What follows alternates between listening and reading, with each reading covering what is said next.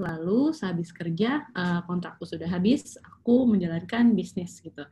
Yang memang di mana aku sudah mendambakan dari dulu punya bisnis sendiri gitu ya, bisnis kuliner gitu.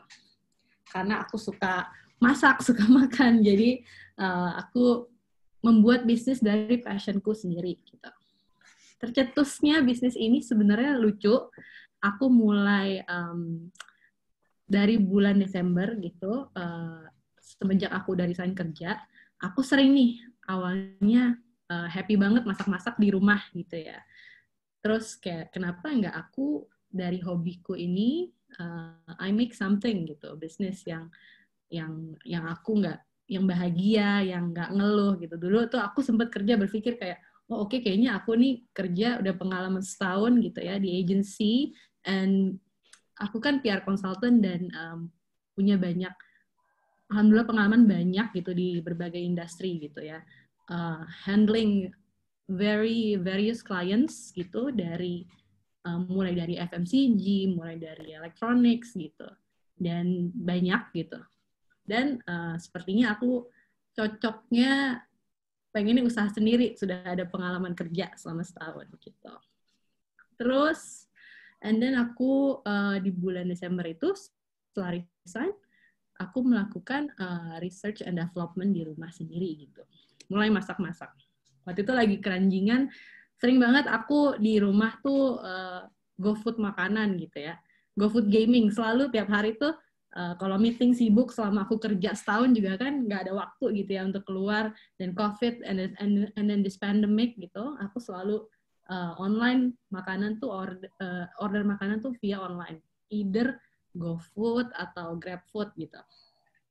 Nah dari situ aku kayak mikir, oh oke, ini hal yang sangat menarik bagi aku untuk tap in. Justru aku melihat sebuah peluang di mana di masa pandemi ini seksi banget nih opportunity-nya gitu untuk aku menjalankan online business gitu, terutama makanan gitu. Aku melihat yang industri yang tidak akan mati gitu adalah kuliner.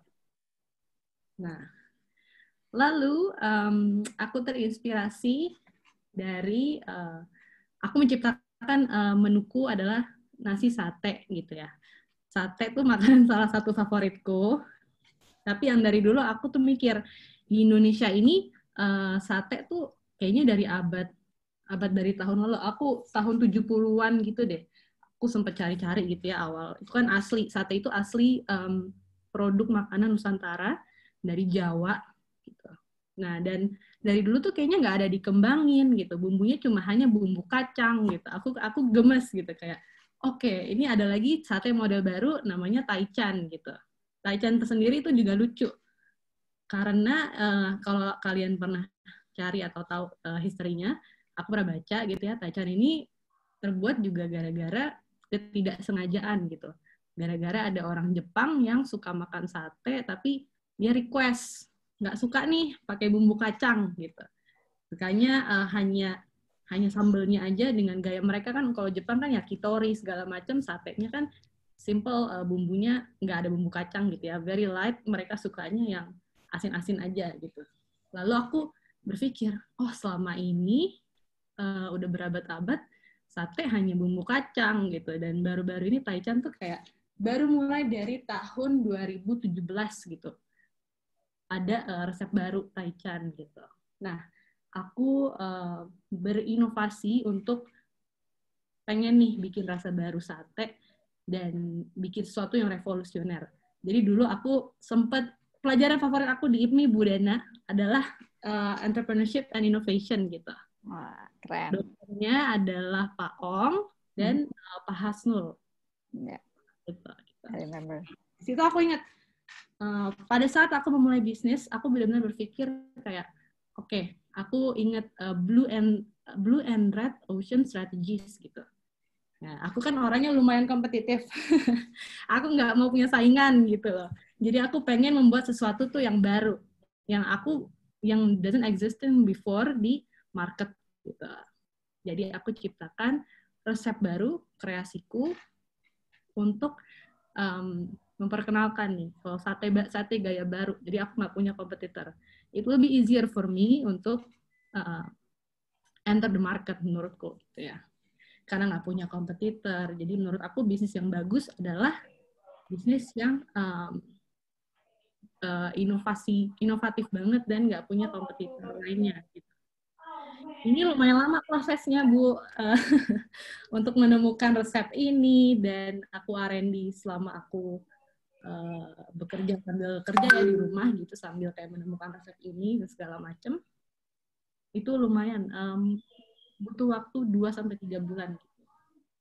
Dari bulan September hingga Desember. Aku menemukan, akhirnya resepnya jadi nih, sate bumbu rampai namanya. Aku mengambil nama rampai itu adalah artinya bumbu campur rempah-rempah Indonesia gitu.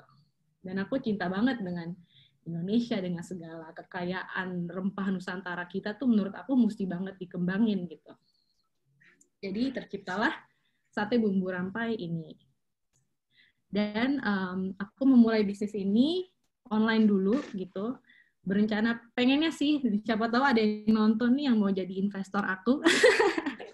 Gitu, yang mau danain aku bisa punya offline store gitu nanti. Aku berangkat dulu dari online karena aku ingin mencoba tes marketku juga sih gitu. Dan behavior Gen Z, millennials itu kan seperti aku tuh sering banget gitu mainan beli makanan online, belanja online, semua online. Even beli sayur, belanja kebutuhan rumah apapun juga online gitu. Zaman sekarang seperti itu.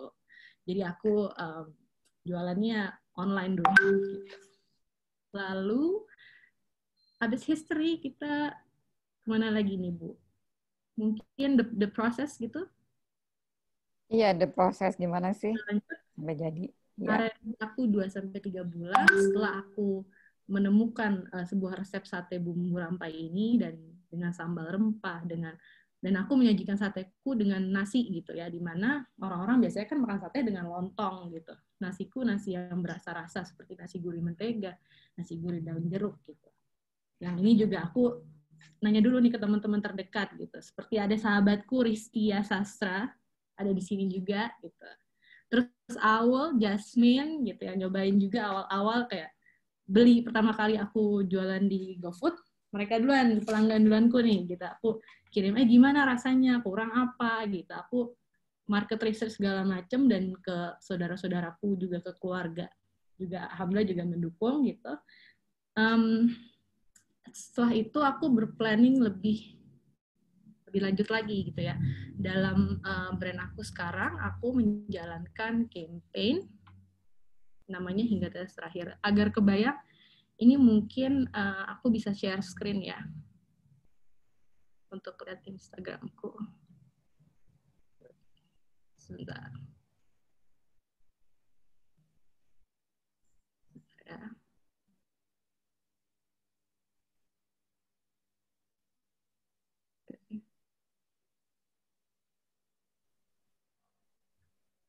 Ya, jadi inilah bisnisku sekarang, satenya Paramita. Masih aku mempromosikan bisnisku lewat Instagram gitu. Belum ada website, baru hanya Instagram aja, karena mostly juga target marketku adalah di Instagram gitu. Jadi dari pertama ya Bu ya, ini teaser. Jadi sebelumnya aku pertama kali mengumumkan aku punya bisnis kuliner ini gitu ke teman-teman dan semuanya, aku bikin teaser dulu gitu, lalu mengumumkan perjalananku untuk buka toko di Wijaya di daerah Jakarta Selatan.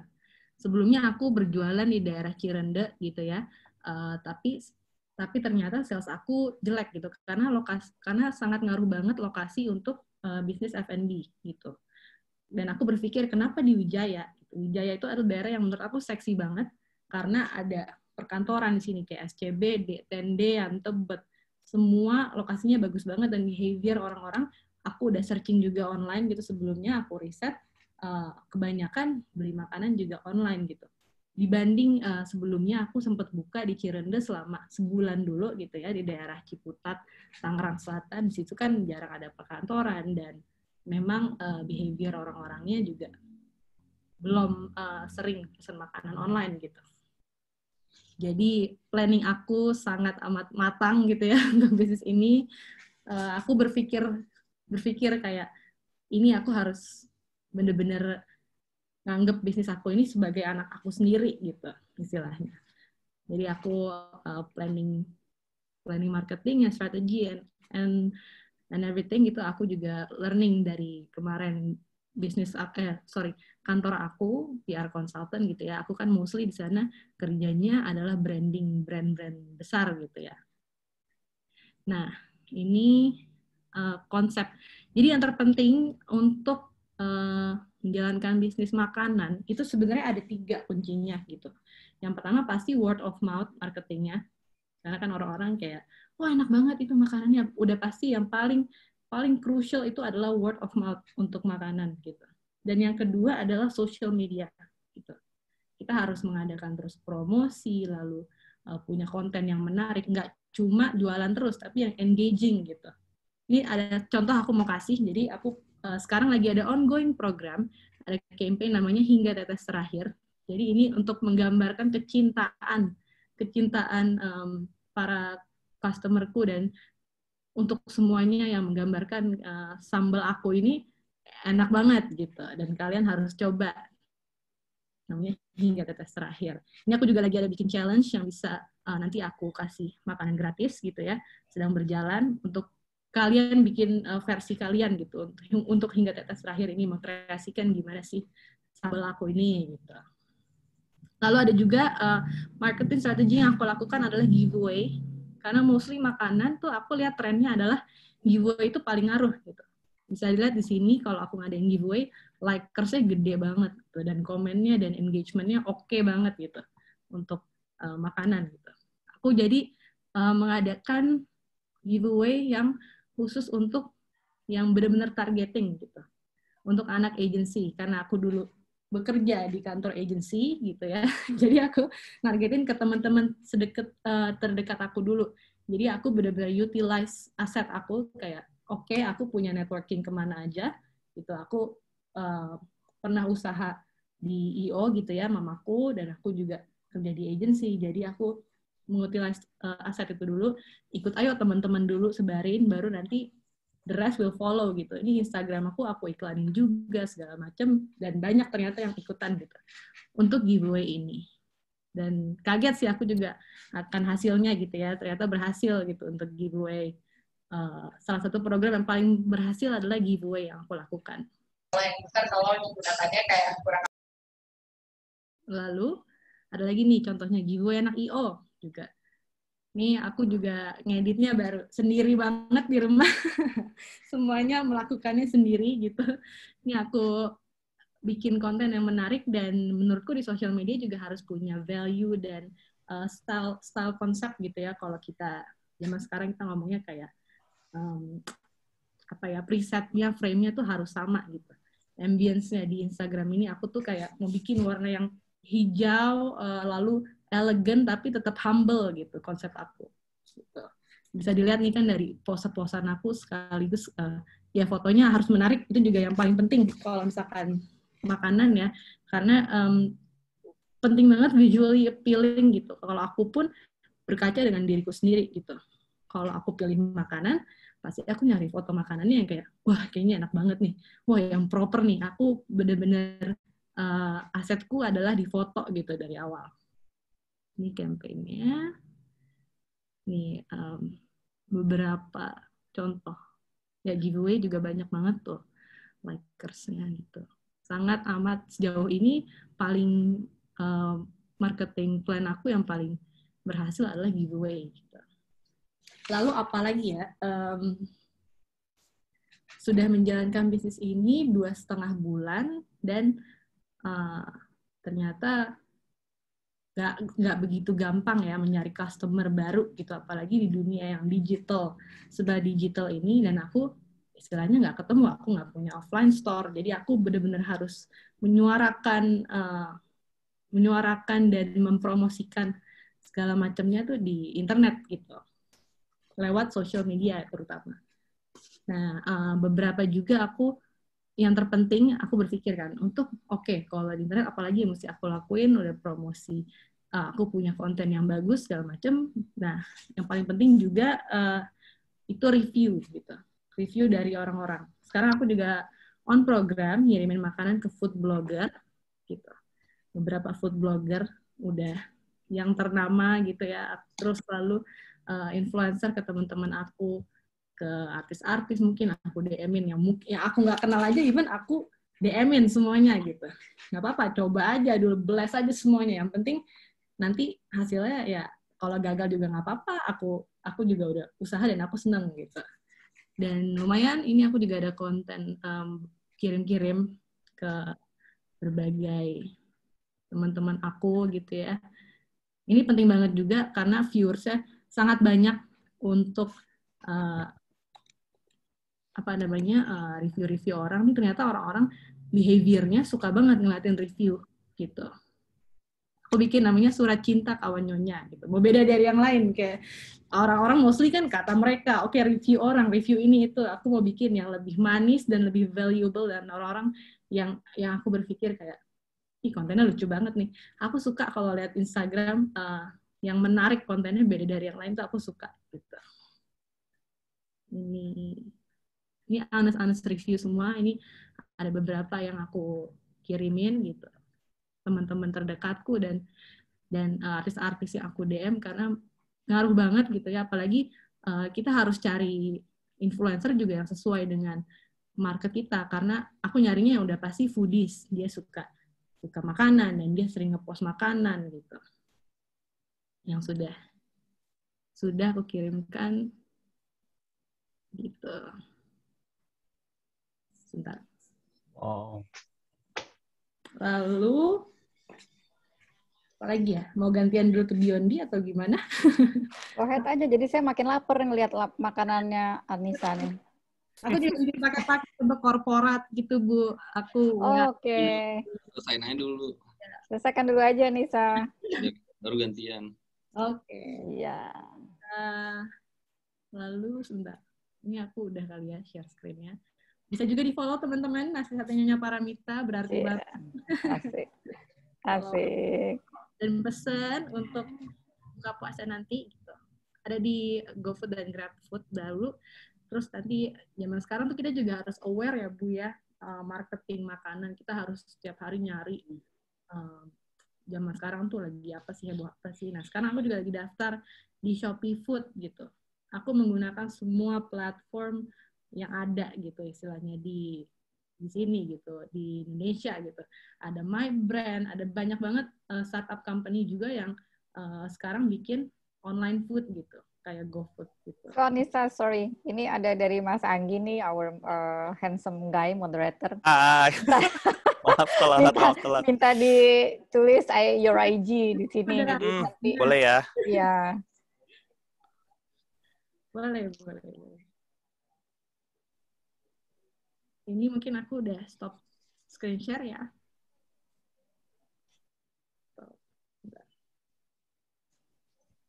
Keren. Udah nih Mas Anggi mau. Go ahead, continue sampai selesai, go ahead. Oke. Okay, terus apa lagi ya aku bicara. Lalu aku juga sedang ada promo ongoing gitu, buy one get one, karena untuk rating untuk makanan online itu sangat ngaruh banget rating gitu ya. Dan aku udah bertanya-tanya gitu untuk ke GoFood, gimana sih caranya gitu. Makanan aku mau orang-orang nyari di GoFood gitu, namaku paling atas gitu. Kalau nyari nasi sate gitu, atau cuma nyari sate gitu, algoritmanya aku bakal muncul paling atas. Gimana caranya? Aku sampai nyari marketing Gojek, even orang nggak kenal, aku DM-in aja segala macam. Aku mau ngobrol dong gitu. Aku pengen nanya gitu tentang hal ini. Dan ternyata turns out, kata dia gitu ya, untuk mencapai algoritma paling atas gitu, orang-orang kalau nyari kita segala macam bakal muncul paling atas restorannya gitu, itu harus dari rating gitu. Aku mencari segala cara untuk kayak, oke, gue pengen ini berhasil gitu, karena aku cuma fokus di online gitu. Aku pengen semua orang aware gitu. Dan di Gojek pun juga harus banyak ikutan promo gitu ya. Kalau di Gojek kan kita cari nih makanan ada yang promo diskon parade apa gitu kan. Gitu. Itu ngaruh banget juga kalau restoran kita ikut di situ. Lalu apa lagi ya?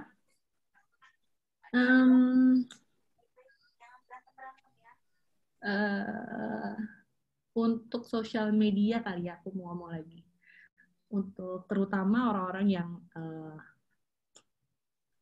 kalian maksudnya kalau kita nyari makanan gitu ya, aku juga belum tentu kan nge-follow Instagramnya, kayak misalkan aku suka pagi sore gitu ya, aku datang terus tiap hari pagi sore gitu, kayaknya seminggu tuh pasti aku ada makan Padang pagi sore, ada Instagramnya, tapi kan aku belum tentu follow Instagramnya gitu. Mungkin tantangan bagi aku adalah bisnis makanan adalah itu gitu, karena orang jarang ada yang follow account bisnis makanan gitu ya. Jadi aku di sini sedang berusaha untuk bikin konten yang sangat edukatif, menarik gitu ya, untuk para followersku, karena aku hanya berjuang di online, di bidang online gitu ya, nggak ada offline store-nya sama sekali gitu. Next planning aku juga bakal mungkin nanti ada konten edukatif sama nutritionist atau apa gitu. Itu masih ongoing program aku. Lalu kolaborasi tadi udah aku sebutin ya sama food blogger, influencer. Sejauh ini itu sih yang paling ngaruh dalam bisnis aku gitu, karena everything I do tuh di online, jadi ya harus word of mouth-nya juga benar-benar online gitu, secara online. Lalu apa ya? Mungkin udah segitu aja. Aku pengen ngasih tips juga kali ya untuk di sini ada nggak sih Bu anak-anak IPMI yang masih kuliah gitu? Atau cuma kita alumni semua? Angkat tangan yang masih kuliah, ayo jangan malu-malu teman-teman. Aku juga lagi nanti S2. Amin. Mau diisi lagi. Gitu. Apa nih tips? Aku cuma pengen ngasih tips juga aja sih buat teman-teman mungkin yang apa namanya sekelas sama aku, yang mungkin ada alumni nih beberapa di sini yang aku belum kenal juga gitu, beberapa nama di sini, untuk percaya aja sih sama always believe in yourself gitu, dan apa yang kamu lakuin tuh be persistent gitu, gigih usaha, karena hasilnya pasti bakal kerasa gitu. Aku pun awalnya juga suka nggak yakin dalam diriku, oh bisa nggak ya aku ngelakuin ini gitu. Kalau aku disuruh ngulur waktu, aku bisa balikin waktu, aku punya mesin waktu gitu, aku pengen banget ngulang kayak, kayaknya gue mending setahun kemarin nggak usah kerja, langsung usaha aja, ternyata lebih enak gitu. Karena aku, turns out aku suka banget usaha, karena kita bisa mengatur waktu kita sendiri gitu ya. Kalau kantoran tuh aku tuh berpikir kayak, aduh ada deadline sana sini, aduh harus ini, harus itu, dan kita nggak berdiri sendiri gitu, kita nggak berdiri di kaki sendiri, kita harus mengikuti perintah orang lain gitu. Nah, kalau bisa sih terus percaya aja gitu sama diri sendiri, dan gigih dalam usaha, yakin sama diri kamu sendiri gitu. Namanya juga pengusaha ya Bu, apa juga diusahain tuh harusnya. Gitu. Lalu ya segitu aja, semoga bermanfaat ceritaku, dan untuk kalian yang mau memulai bisnis jangan pernah ragu, jangan pernah takut, jalanin aja dulu gitu. Yang penting gerak deh, jalanin gitu.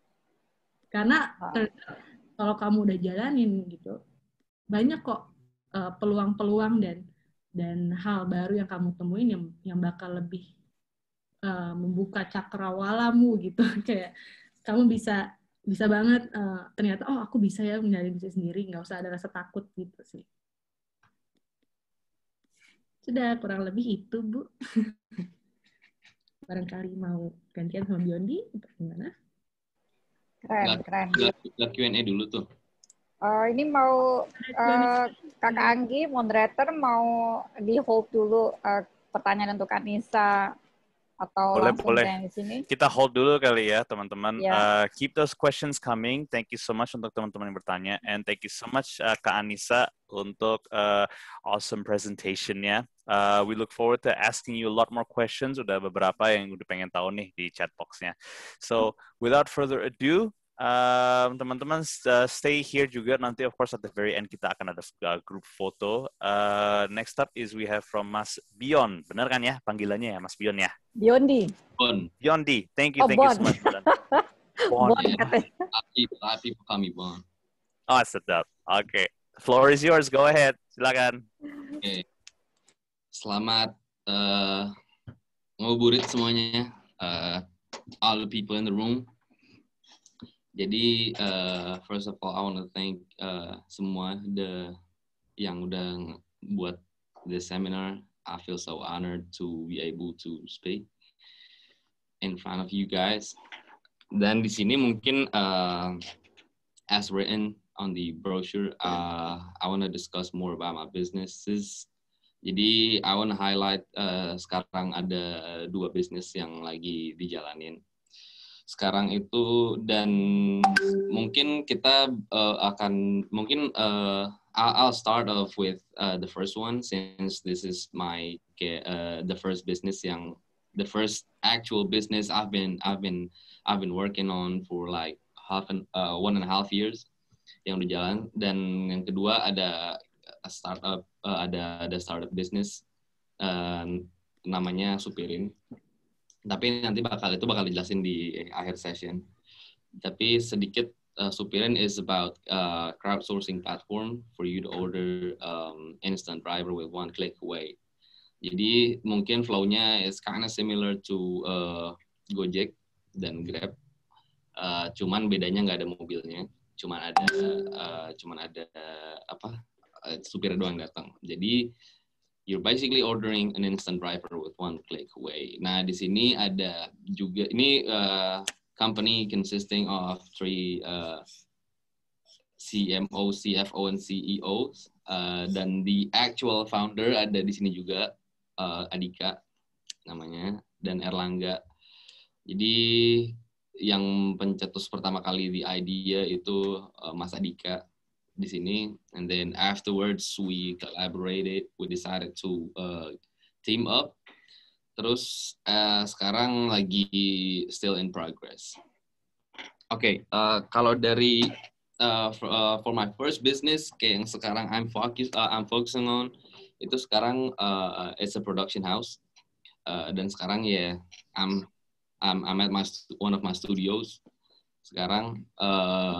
Jadi the background, the reason why I started this business is because waktu itu sebenarnya, jadi last year I was working at an oil and gas company di Malaysia, and then jadi gini, sebelumnya tuh I graduated from IPNI International Business School itu back in 2018, and then terus nggak lama kemudian, sekitar ada gap 3 bulan, I was hired by Nusa Talent namanya. It's a startup company working the HR field, anak kayak Salim Group, Indofood.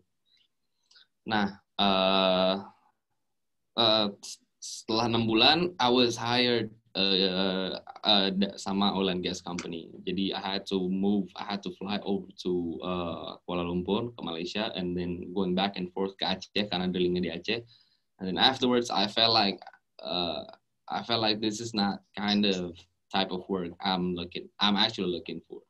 Nah, terus habis itu memang in the meantime pulang ke Indonesia dulu, and then I talked to my dad, since kayak my father itself is someone that I really look up to in terms of business. Jadi I consulted a lot with him, dan emang he was planning to kayak membeberkan an idea.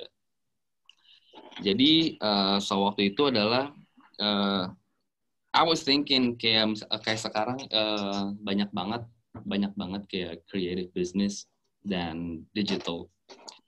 Dan I was thinking it would be so great to combine those two expertise, kayak business and kayak creative field.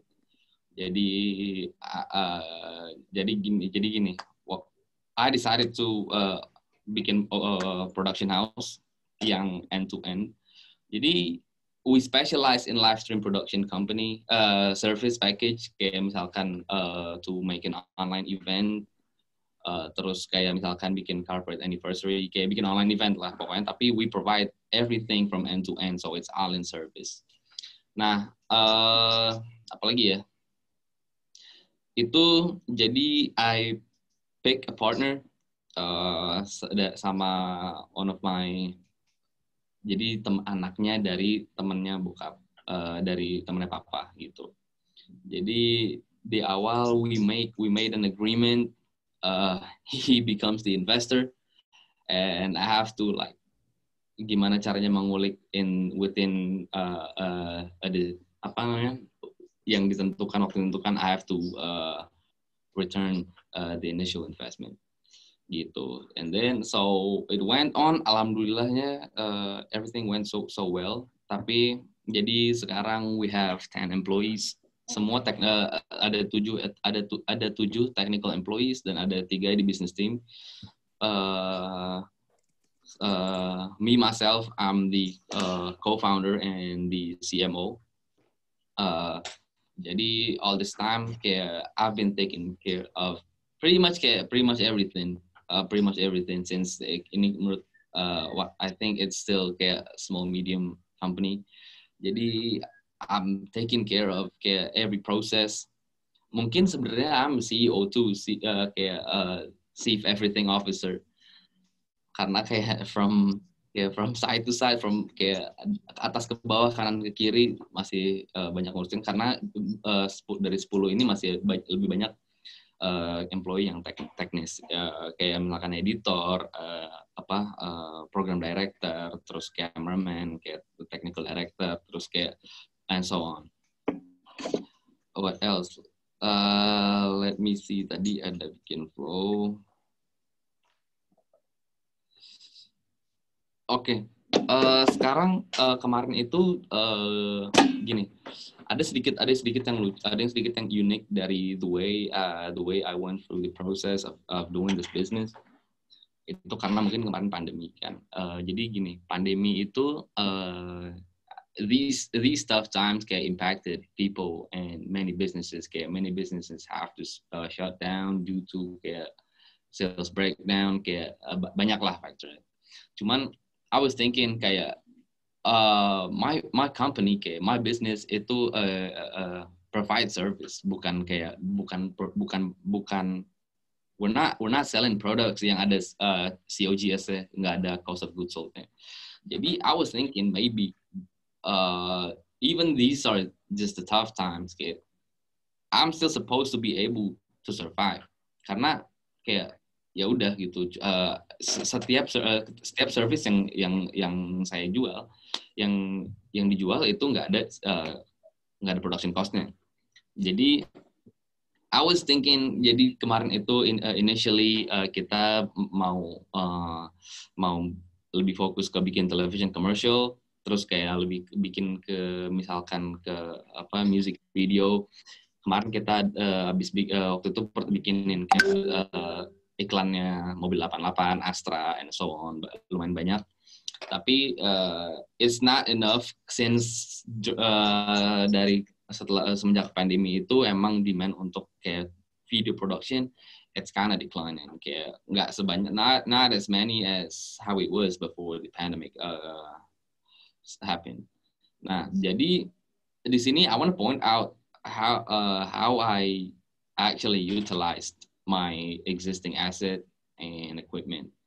Jadi waktu itu sempat baca-baca, I did some research, and then ternyata banyak pengalihan semua acara dari offline ke online untuk corporates.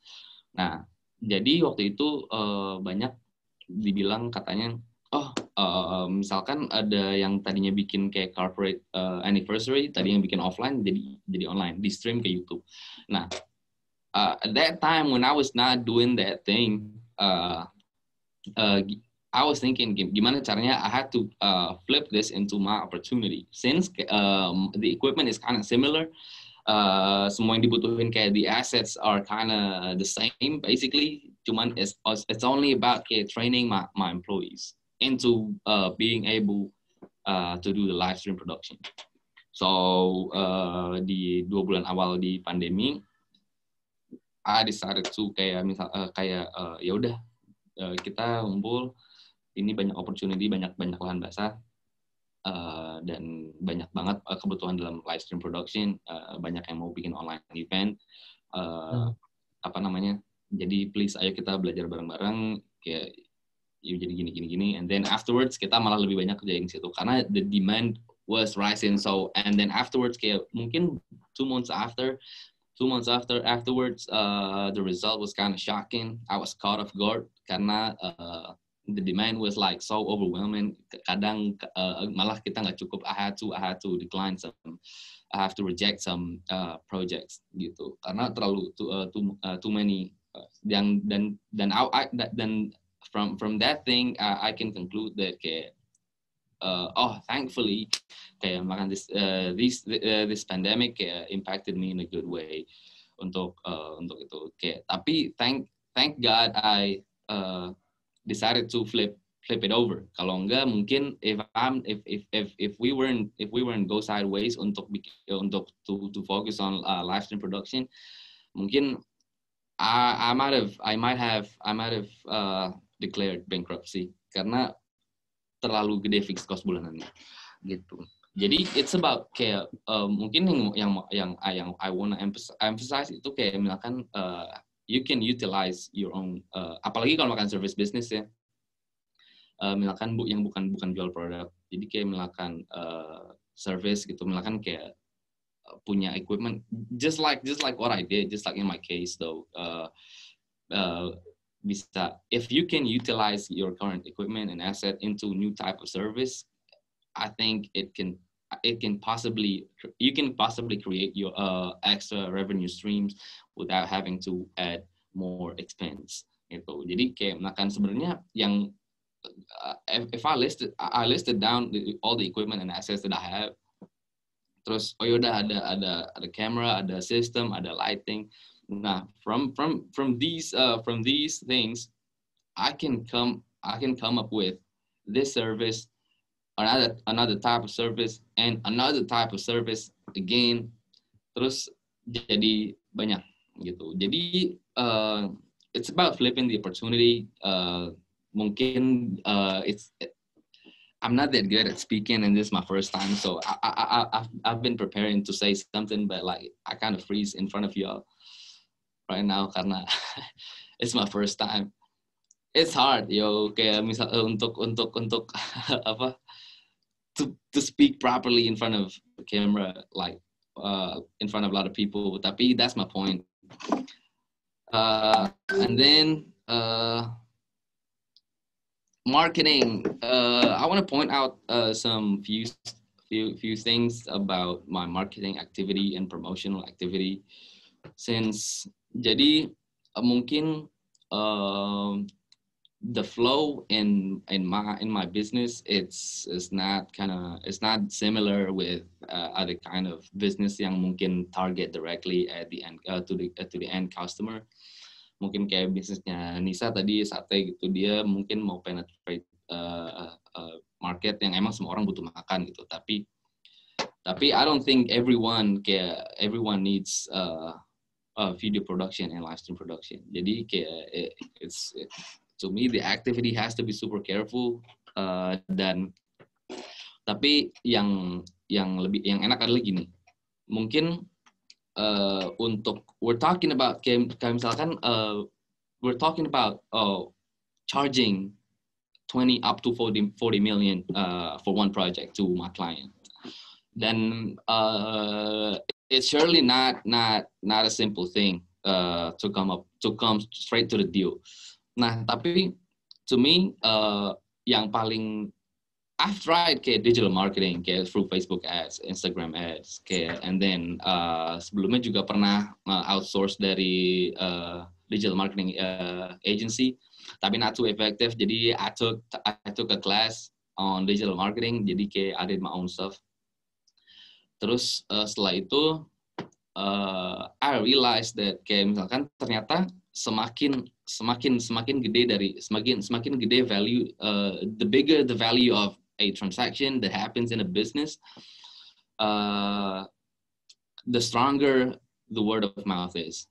Jadi kayak misalkan semakin besar nilai transaksinya, to me, as far as I know, based on my experience, itu lebih kayak word of mouth-nya lebih kencang sih. Jadi itu mungkin yang selama ini membawa my business keeps going on to the next level.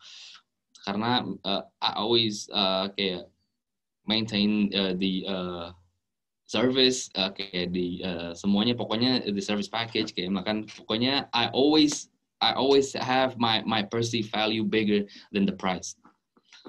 Jadi setiap orang yang butuh pasti dia nge-refer lagi, yang mana untuk namanya kayak gini kita nge-charge per project, it's not simple, it's not bukan kayak beli kacang, so jadi semakin kuat word of mouth-nya. Nah, kalau misalkan dari marketing and promotional activity sendiri, yang dari based on my experience itu I'm going through Instagram and Facebook ads. Nah, ada yang unik di sini, nggak tahu kenapa ya, mungkin ini, tapi it is my own conclusion. Kalau misalkan buat mungkin all the participants yang punya bisnis, mau itu bisnis apapun, dan yang mau pakai digital ads kayak Instagram atau Facebook ads, kalau misalkan kalian kan mungkin start off with Instagram, right? And then kayak misalkan ya udah mau nge-boost, tapi do not expect like direct sales conversion. Okay? It's wrong. In my based on my experience, kayak if you kayak putting up your advertisement through Instagram ads itu lebih ke buat brand awareness. Instead, kalau misalkan if you're looking for the direct sales conversion, itu lebih ke Facebook ads. It's just a little bit of a sharing karena it's based on my experience. Karena lebih banyak. Jadi kalau makan di Instagram ads itu lebih banyak yang lebih general, nggak terlalu banyak spesifikasi. Jadi your advertisement that's going to be put up it's more generalized. It's not gonna be as narrowed as how you're gonna put it through Facebook ads.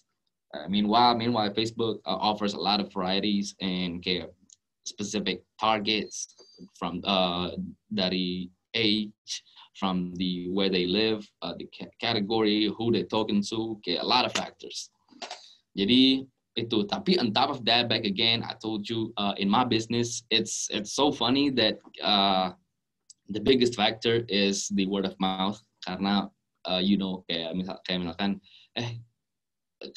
you want to buy a car, and then you cannot just look up online and then do a little bit of a research, and then you come up with yaudah I'm gonna buy this car today.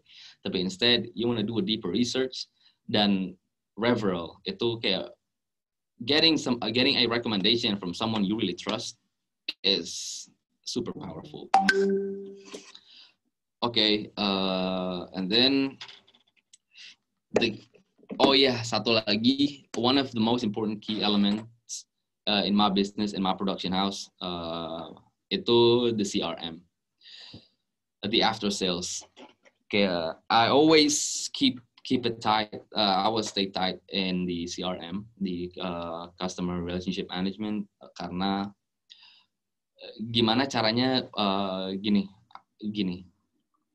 I learned, I asked for quotation, then I communicate in disguise, nyamar ke PH-PH lain yang berpura-pura sebagai potential client, just to see how they treat the client.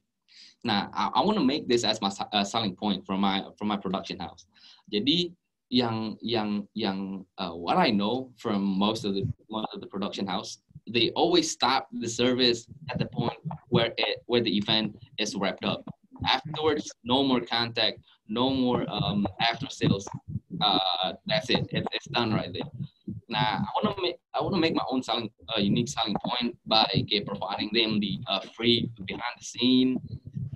Just as simple as like greeting them. How about gimana BATS apa namanya event reportnya? How does it has it impacted you in a good way? Then come back again to our studio, and then some of them did come back to my studio just to chill out, just to have some coffee, just to have some chit chat. And I was thinking I'm not losing any money, and then it's just the part of my own style of having my after sales and maintaining my customers.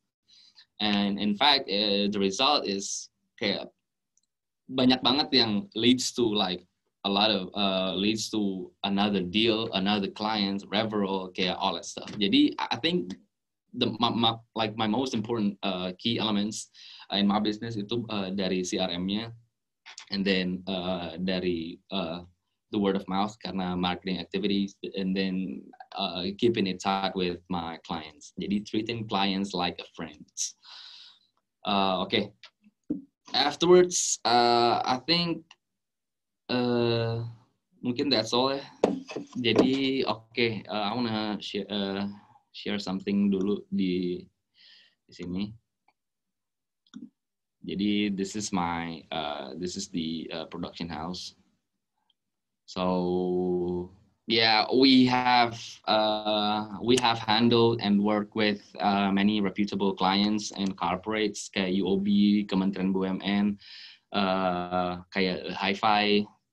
Kemarin habis sama ini apa Kemenpora, Zinc, Jux, UI, Antis, Twitter banyak, and then jadi kita itu banyak ini kita punya studio, ini studio 1 which is where I am right now.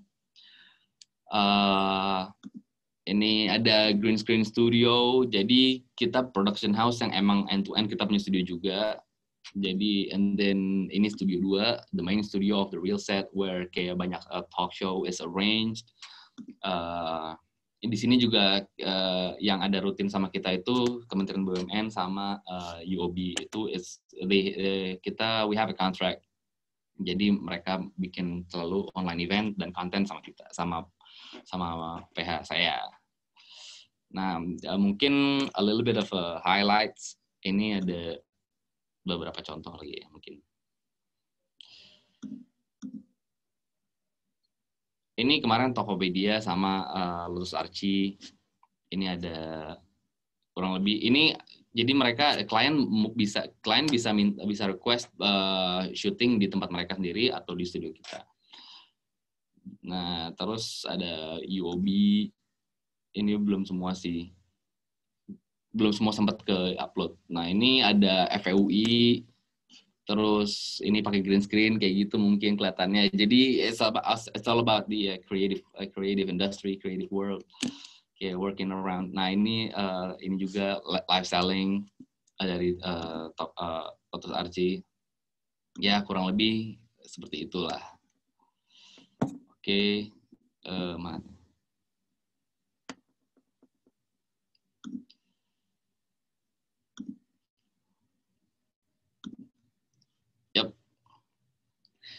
kurang lebih kayak gitu. It's been so fun running my own business for the last 1 year.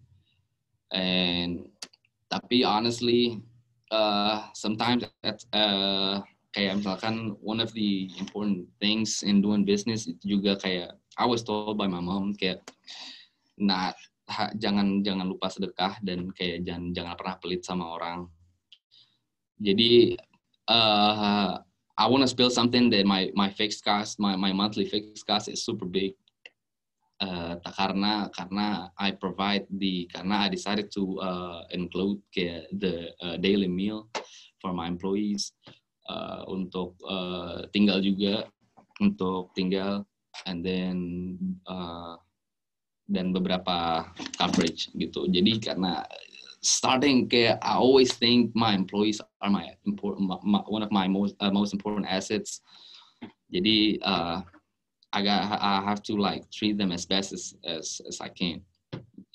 Karena kalau mereka untuk mau resign juga sekarang, I'm the one being so overwhelmed with all this stuff. Okay, last thing, I want to point out a little bit more about my second son, itu Supirin, yang the one I'm building right now with Adika dan Erlangga ada di sini, ada everyone in the room. Jadi a little bit about it, kita itu in the process of finalizing the infrastructure. Kayak kita sebenarnya udah website-nya udah ada.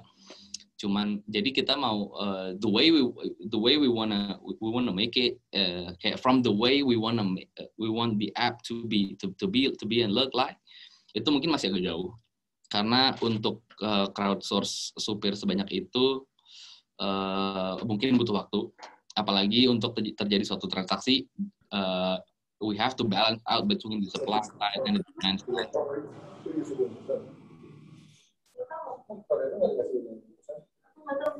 Hi, Mas Fani. Oh, thank you. Thank you for muting. Okay. Jadi, I feel like I have to balance out between we have to balance out between the supply side and demand side. Jadi, jumlah user sama jumlah partner driver itu harus sama.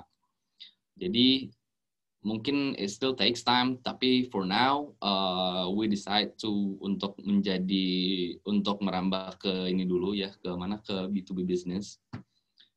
Untuk supply sebagai agen supir ke beberapa organization dan beberapa bisnis.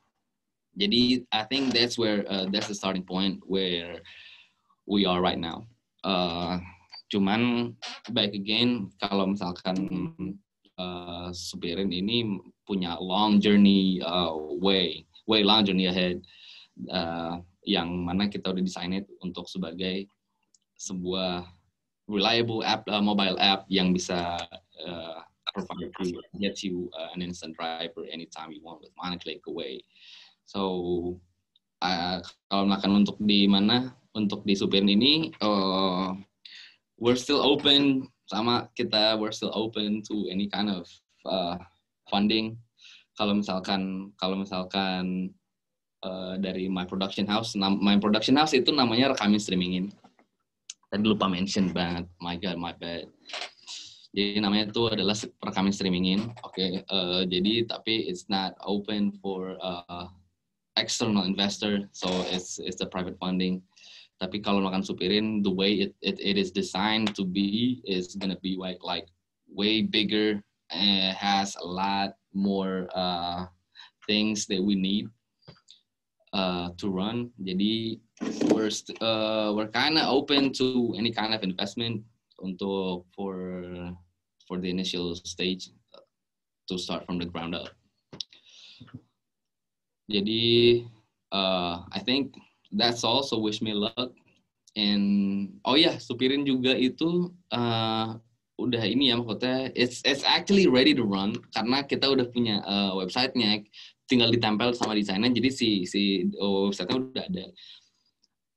The mobile app juga sebentar lagi itu seharusnya supposed to come out real soon, anytime soon. Tapi depending on dari seberapa banyak yang mau daftar juga, sebenarnya kita lagi testing, trial and error, and kita juga lagi banyak R&D juga untuk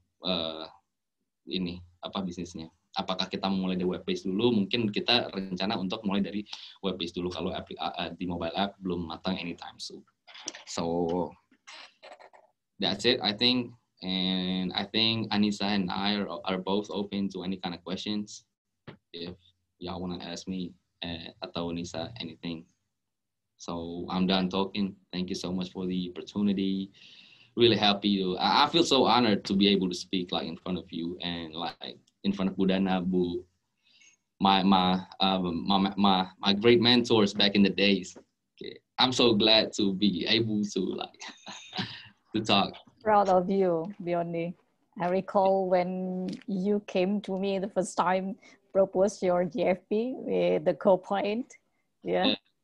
Yeah, I remember that. We had a lot of discussion of it.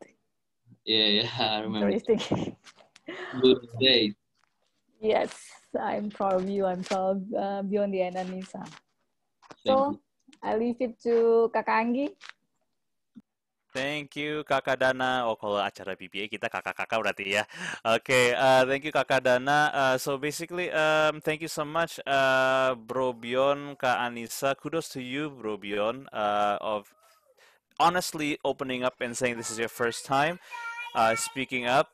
Don't mind my son; he's just a bit cranky in the afternoon.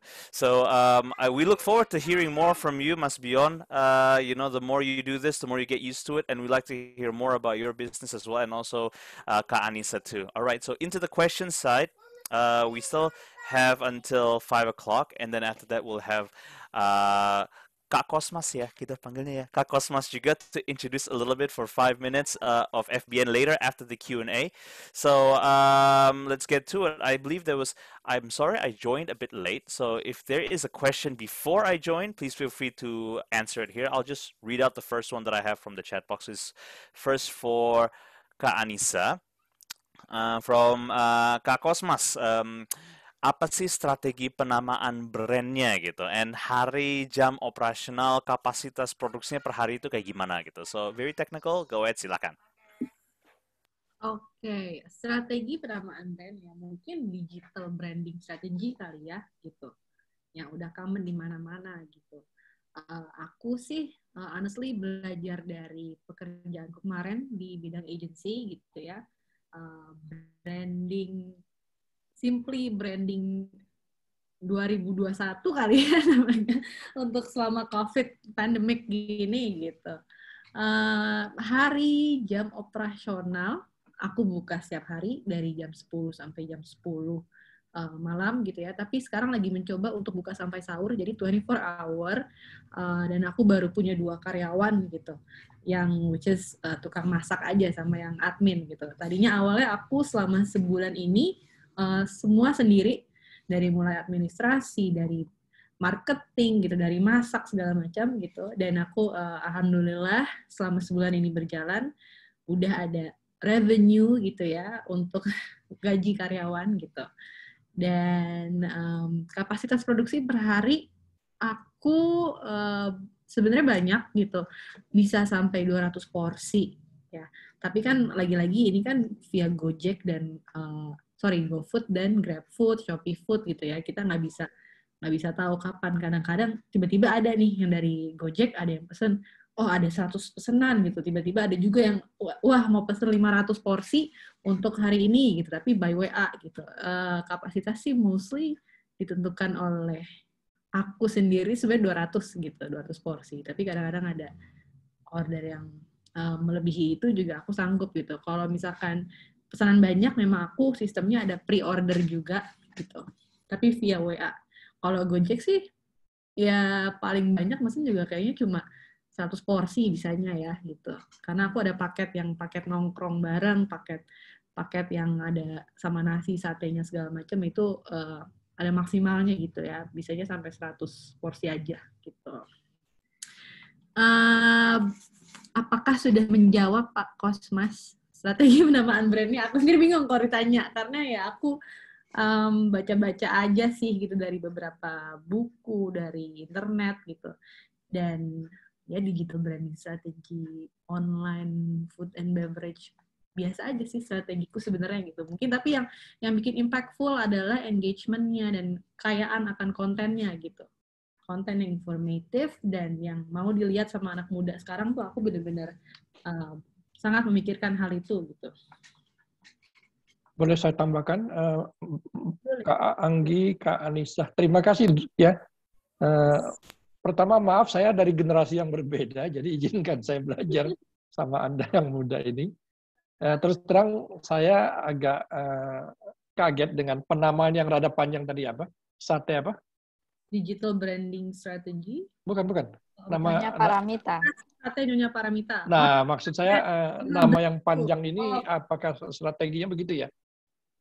Jadi gini, kalau aku berkaca dalam restoran-restoran nomor 1 gitu ya di Indonesia, seperti Ayam Suharti gitu, seperti banyak soto bebek bucon soto bucondro segala macam gitu. Aku branding nggak mau namaku ya gitu. Yang langsung straight to the point, aku jualan apa? Nasi sate gitu dengan namaku aja, Nyonya Paramita. Jadi ada signature aku gitu. Jadi nggak muluk-muluk mesti bikin branding yang ribet. Misal, contoh yang zaman sekarang kayak branding itu simple aja sebenarnya. Kayak Itlah, contoh. Itlah simply cuma kayak Itlah gitu ya. Ya makanlah gitu. Jadi aku memikirkan branding yang aku pengennya kan konsepnya Indonesia gitu ya. Jadi straight to the point, jualan aku nasi sate, Nyonya Paramita. Kita nggak usah ribet-ribet kayak apa ya mungkin. Contoh brand yang ribet. Sekarang kan banyak gitu ya, ada sekbol, ada apa. Sekbol, tapi padahal simply as salted egg bowl gitu, yang benar-benar straight to the point aja jalannya gitu. Oke, terima kasih Kakak Anissa. Terima kasih. Thank you, Kak Anissa. Thank you, Kak Kosmas. Okay, we go to Kak Bion for a question from Mas Erlangga. Ada kendala apa saja selama membangun production house? Gitu. Mungkin boleh dijawab ya. Silakan.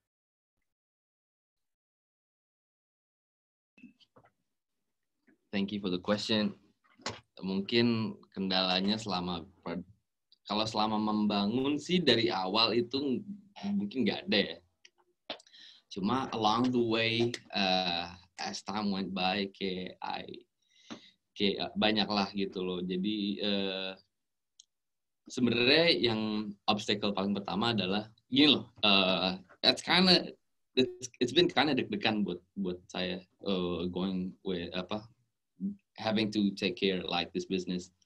Karena before I jump in to run this company, this production house, I was only working at a company and then receiving paycheck monthly, and then that's all. Tapi jadi it's been so a lot of change of patterns in the way I do my daily tasks, the way I take care of things, and banyak lah. Terus jadi yang paling bikin deg-degan adalah yang jadi obstacle pertama adalah how to balance out how I am supposed to be able to pay the monthly fixed cost. Itu sebenarnya tapi alhamdulillah belum pernah enggak dan alhamdulillahnya belum pernah enggak ini juga belum pernah miss atau enggak kayak telat gajian buat para employees, terus telat bayar bonus, itu alhamdulillah belum pernah juga. Cuman itu kayak obstacle-nya ada di deg-degannya sih. Sama untuk di technical itu banyak banget klien yang banyak minta special request yang mungkin gini loh. Production house is about serving someone with something that the client doesn't have the expertise on. Kayak jadi sebenarnya klien itu nggak tahu, dia cuma punya pengen lihat ini, cuman dia nggak tahu sebenarnya the technical thing behind the screen itu kayak gimana. Jadi kadang-kadang banyak request yang impossible, tapi kita nggak tahu cara nyampeinnya gimana. Ini sebenarnya impossible to create. Dan ya basically balancing out between the us and the client's expectations. Itu kayak it's kind of challenging as well. Tapi alhamdulillahnya dan sebenarnya ini sih dari pricing, karena di sini itu nggak ada, I'm not setting a fixed price, karena I am setting a fixed price, cuman at the end banyak yang it's gonna depend on the concept of the event, of the production itself. Jadi my default price itu kayak itu 20 sampai 20 up to 25 million per production. Tapi it's gonna depend on the concept again. Jadi it's kind of challenging. The pricing it's one of the most challenging things in the way I'm doing this business. I think that's all, if that answers. Thank you, Kak Bion. So yeah, take a look at the chat box. Ya, udah mendekati elementary graduation, high school, junior high school, and you know that your kakak-kakak in alumni has kids banyak banget gitu kan. Even the TK ones, maybe they needed primary school. You never know. Feel free to reach out to any one of us to even let us know and even promote your businesses as well, and also to you juga ya Kak Anissa ya. Which goes to the last question before we go to Mas Cosmas due to time. From Kak Jasmine. Masih di sini kan ya? Oke, Kak Jasmine is still here. Nisa mau tanya, dari pengalaman kamu selama kerja 1 tahun di agency, ada pelajaran apa aja yang bisa kamu ambil buat diterapin di bisnis kamu sekarang ini? Go ahead. Hai Jasmine. Masih Hai ini? Nisa. Apa kabar? Hai Jasmine, kangen. Baik. Oke. Pertanyaannya bagus nih, bagus banget menurut aku. Pelajaran apa yang diambil selama kerja 1 tahun ya gitu di agency? Banyak banget gitu. Mulai dari yang terpenting komunikasi gitu. Karena aku kan kemarin jadi PR consultant gitu ya. Aku learning a lot about communication gitu. Mau komunikasi bersama orang dengan klien, mau komunikasikan suatu brand gitu ya, suatu perusahaan, itu banyak banget pelajaran. Salah satunya adalah dalam aku menjalani bisnis aku gitu. Waktu aku launching produk gitu, aku udah sering nih dapat klien yang, aduh, gue mau launching produk, gimana nih caranya, terus engage siapa nih, terus brandingnya apa nih gitu. Salah satu kemarin tuh klienku terakhir gitu ya, yang menurutku cerita sedikit ya Jasmine, paling susah gitu ya. Untuk aku challenging gitu selama setahun kerja. Yang paling challenging klienku adalah FMCG dari Nestle Denkau gitu, karena susu anak gitu. Dan di situ tuh aku main story-nya yang berat. Ada 2 case. Kalau dulu aku punya klien yang elektronik gitu, aku sebut merek nggak apa-apa ya Mas Anggi? Nggak apa-apa Nisa. Boleh, nggak apa-apa. Jadi ada Samsung gitu, ada Huawei, 2 elektronik. Mereka kan udah jelas gitu ya produknya, elektronik. Dan aku mengiklankan mereka ya sangat gampang dengan fitur-fitur mereka, dengan kemutahiran teknologi mereka gitu ya. Sangat gampang gitu untuk branding itu. Tinggal paling mikirnya, oke, siapa influencernya, kita engage siapa aja, anak muda zaman sekarang gitu. Misalkan si Samsung ini ngeluarin headphone gitu. Oke, kita engage musisi, kita engage siapa, itu sangat gampang gitu. Nah, kalau menurut aku ya, pengalamanku yang Denkau ini gitu, itu kan karena susu ibu-ibu, dan aku bukan ibu-ibu gitu. Jadi aku banyak belajar dengan brand yang susah menjualnya nih gimana nih gitu, lebih dari ke story-nya gitu. Aku belajar banget sih untuk mengiklankan dan brandingin suatu brand dari build story-nya gitu. Yang paling pelajaranku berguna adalah crafting story dari suatu brand gitu, yang aku terapin banget di bisnis aku. Aku crafting story. Aku kasih tahu di sini. Aku buka-bukaan dalam bisnisku. Untuk sate ini aku terinspirasi dari Taichan, dari sate Marangi. Resepnya aku buka semua. Aku benar-benar ngasih tahu gitu. Aku komunikasi dengan customer aku. I want to be honest gitu. Brand yang honest dan mereka mengerti gitu. Akhirnya mereka kayak, oh menarik ya.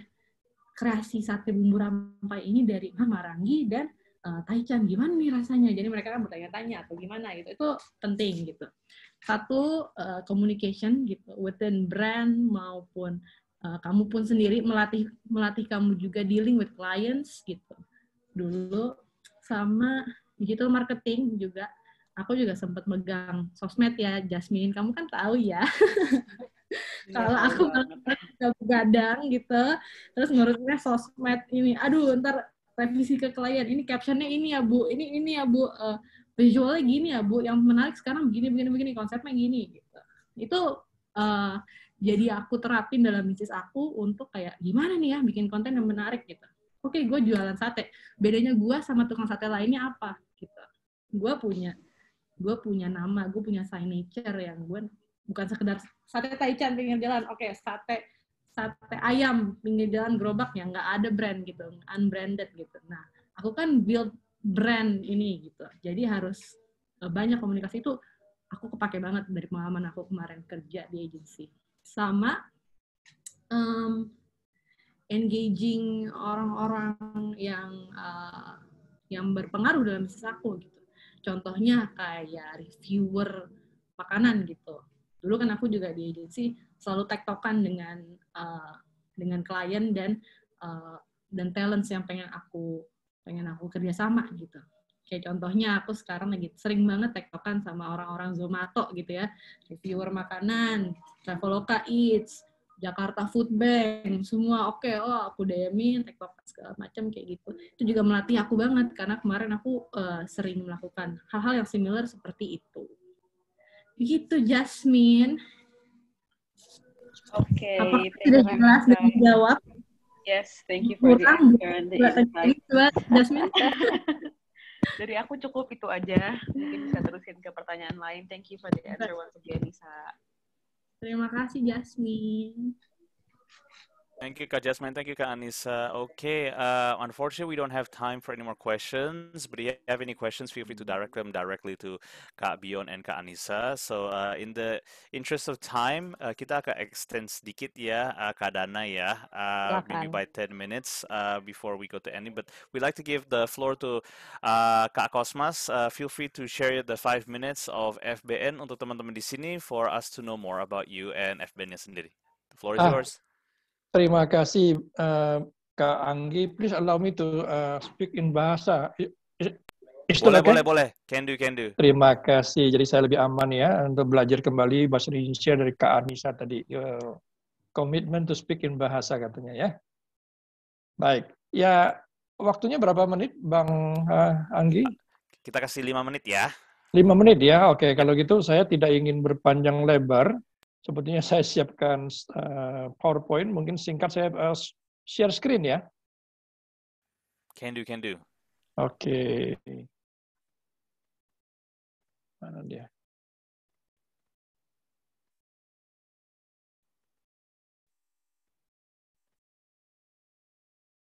Sudah lihat screen saya? Sudah, Kak Kosmas. Sip. Oke, 1,000 miles begins with a small step. Jadi ini adalah bagaimana saya mau menyambut 2 teman kita minimum hari ini. Kak Anissa dan Kak Biondi. Kak Kosmas, screen-nya tuh kebalik kayaknya, sharing screen-nya. Yang kelihatan tuh your side, not the presenting side. Yeah. Oh, really? Yeah.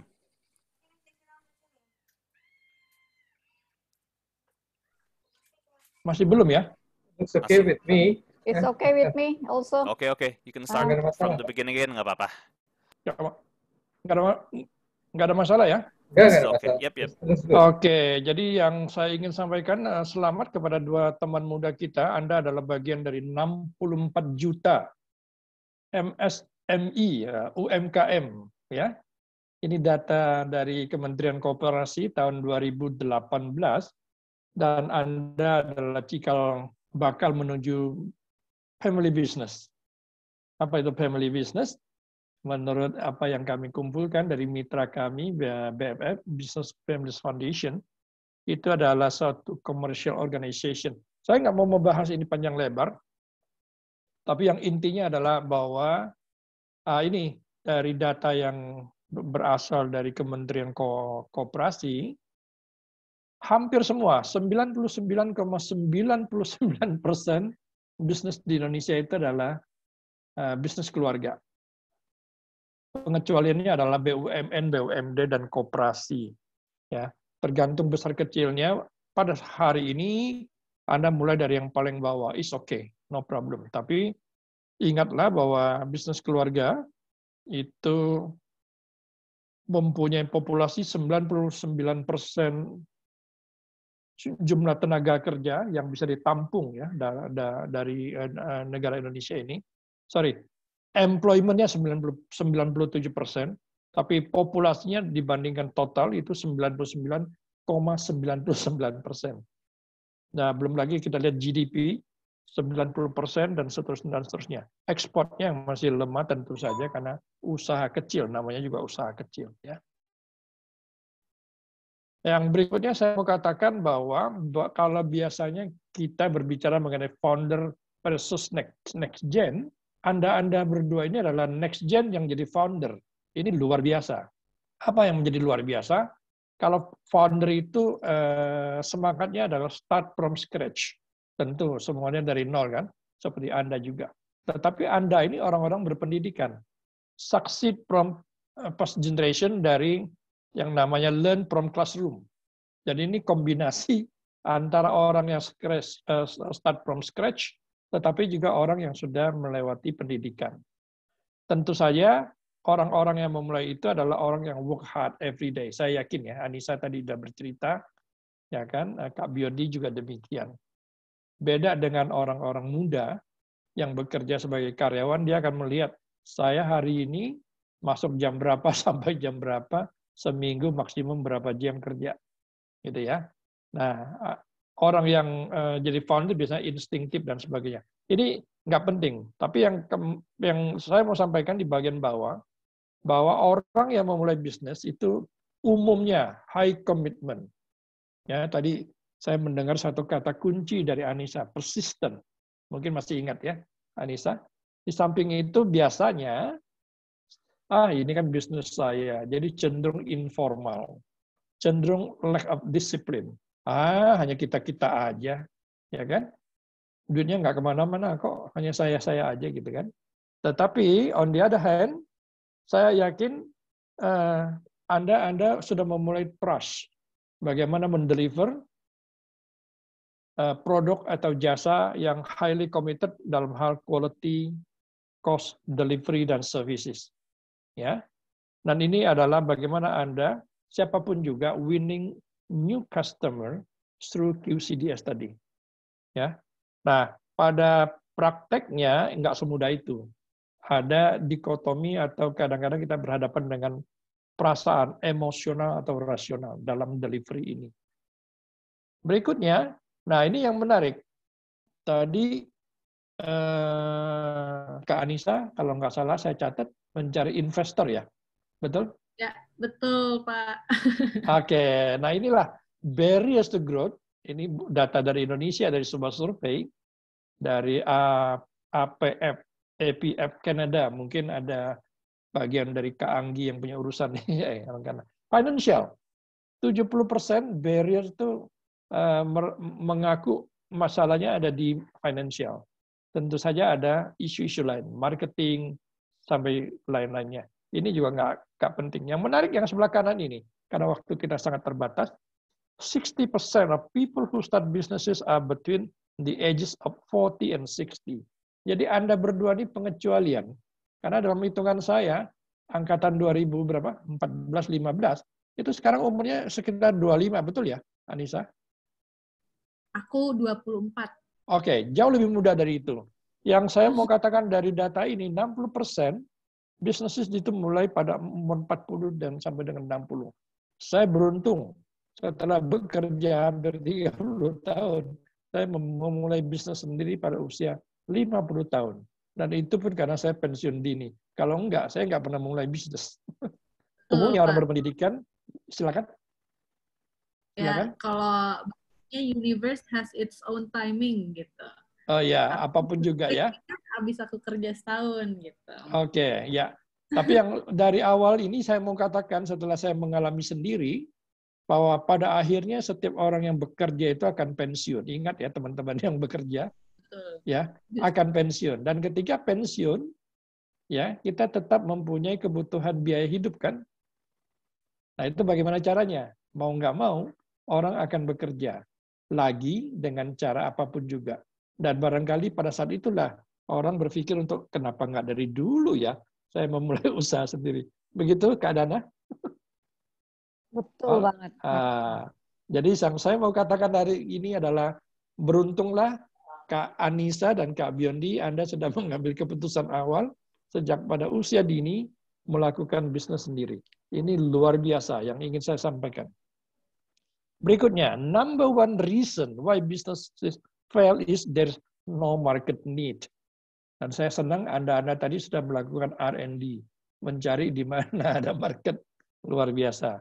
Yang poin ketiga, 22,5% of small businesses fail within the first year. Alamak. Kenapa? Nah, ini yang harus kita ketahui. Ya, yang pertama yang saya suka memperhatikan adalah jangan sampai endurance-nya itu drop. Ya, semangatnya, daya tahannya, jangan hangat-hangat di awal. Perjalanan masih panjang dan itu tidak mudah, ya. Tetapi kalau kita sudah berhenti di situ, ya umumnya tahun pertama itu ujiannya. Kalau buat kakak-kakak yang sudah menikah, katanya 5 tahun pertama perkawinan ya, Bang Sida ya. Halo Bang Sida. Waduh, itu nanti kita ngomong. Baik. Saya tahu. Oke. Nah, berikutnya, saya tidak ingin berpanjang lebar karena waktu terbatas. Kami dari yayasan yang namanya FBN, Family Business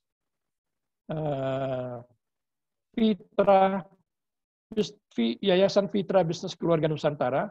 Saya adalah alumnus dari IPMI juga, kelas eksekutif Januari 2003.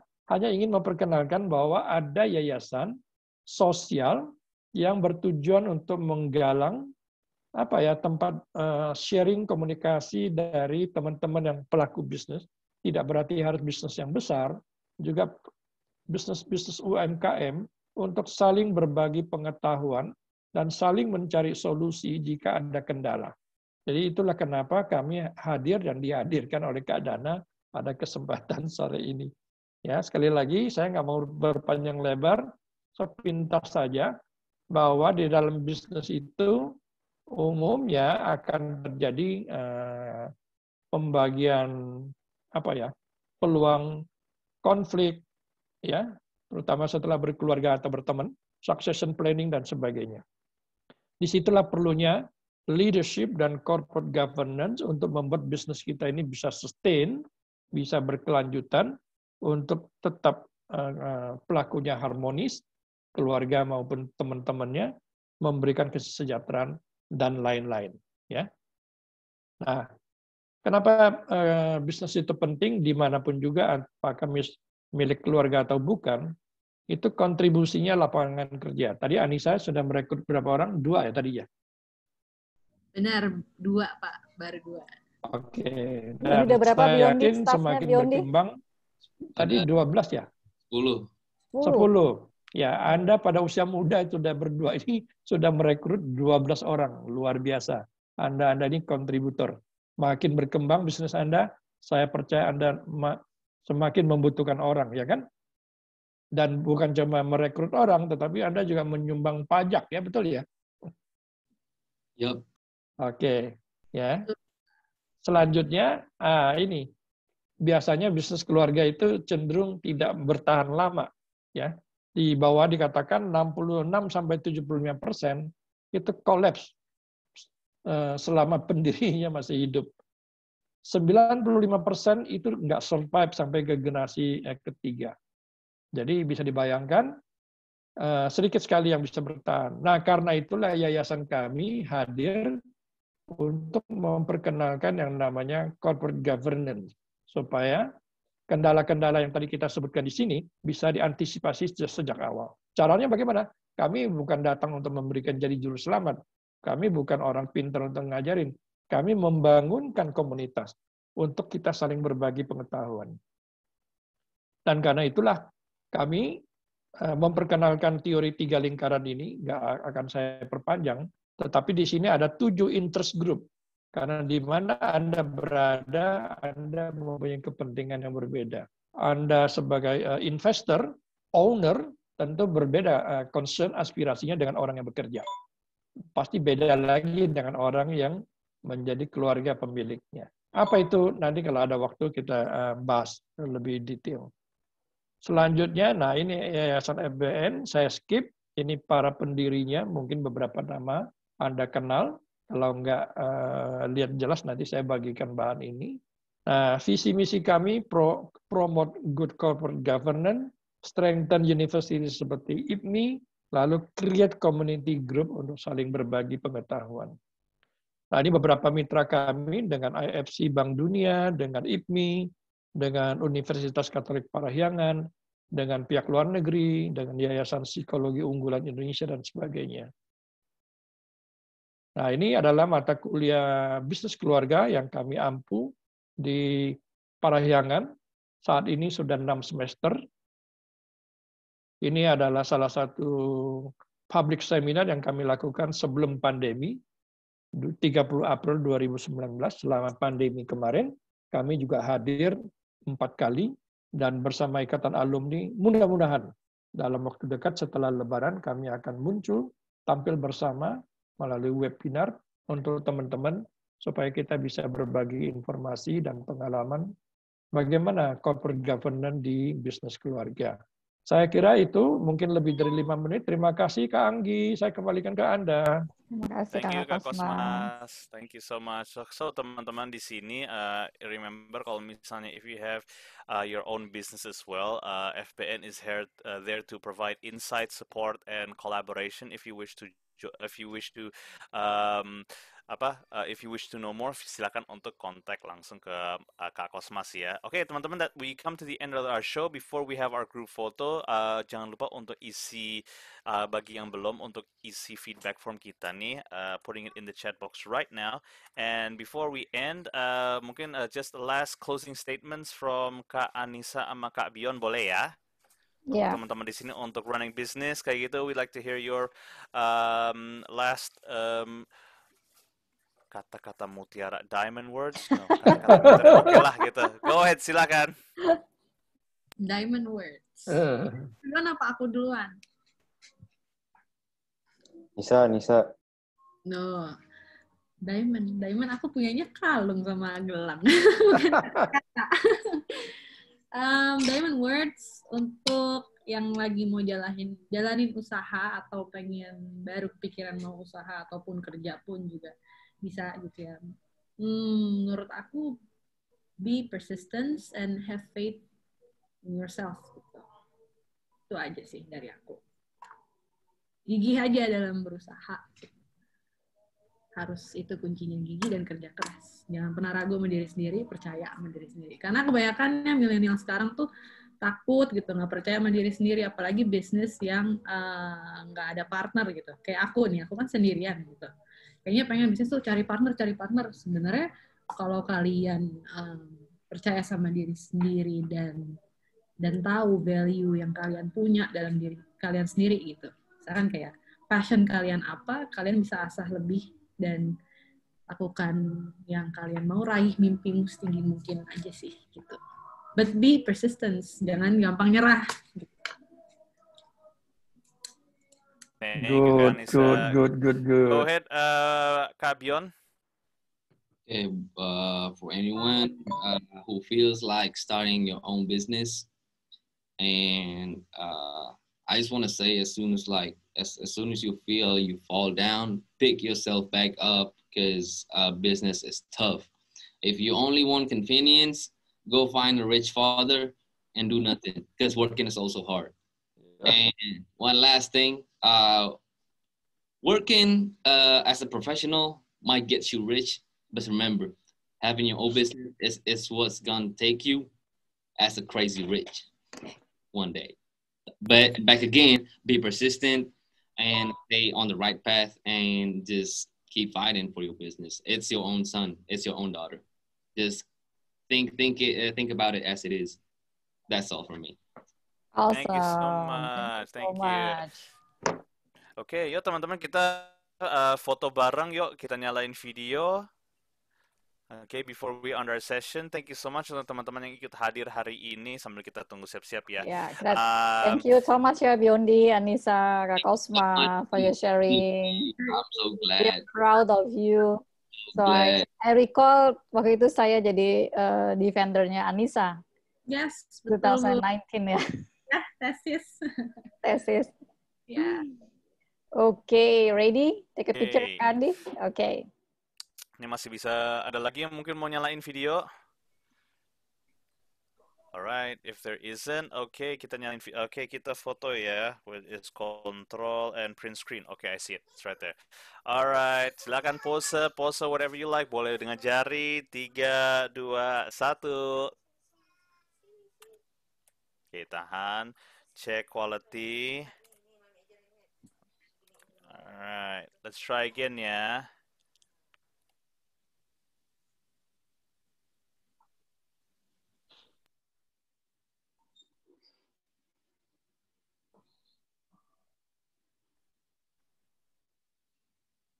Udah belum sih? Anggi breathing. Yang freeze foto gua doang ya. Ya Allah, baik. Pantes kok nggak pada gerak-gerak. Oke, lagi-lagi sebelum gua freeze. Oke, smile 3, 2, 1. Timingnya again 3, 2, 1. Nah, mantul. Give me a minute sebelum aku freeze lagi. I got everyone. Okay, sip. Thank you so much, Okay, and we'll share the thank you pictures. And again, thank you. Mas Anggi, Anissa, Biondi, Thank Kak you. Kosmas, Mas Ida, Baik, everyone for joining. Thank you. Thank Ya. you. Terima Take kasih, care. Mas Dia. Take Bye. care, selamat buka puasa, sehat selalu Selamat ya. berbuka puasa. selalu Bye-bye. bikin the best. Mohon izin teman-teman. Ya, mohon izin live ya.